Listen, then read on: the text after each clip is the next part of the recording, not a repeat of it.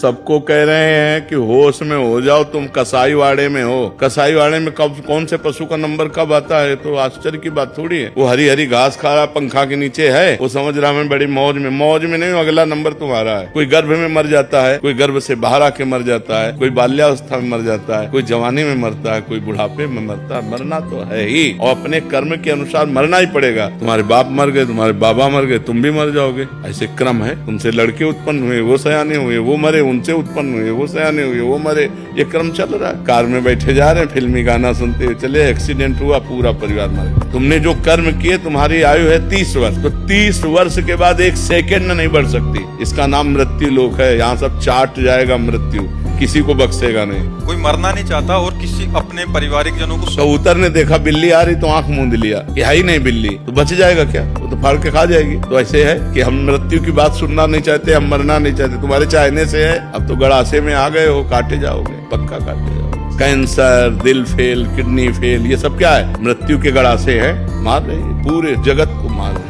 और हम फूंक भी रहे हैं दूसरे के शरीरों को, लेकिन ये ज्ञान नहीं कि ये मेरी भी दशा होगी, मेरे शरीर की भी यही दशा होगी। आज से पाप नहीं करूंगा, आज से भगवान का भजन करूंगा, अच्छे कर्म करूंगा, दूसरों को सुख पहुंचाऊंगा। ये बात कहाँ आ रही दिमाग में? फिर प्लानिंगे बन रही है, वैसा करना, ऐसा करना, ऐसा है। और प्लानिंग करते करते उनकी प्लानिंग हो गई। वो चले जिससे हमें सच्चे संत मिले और उनसे हमारा कल्याण हो। आपकी प्रबल श्रद्धा और उत्कंठा हो कि मुझे सच्चे संत मिले।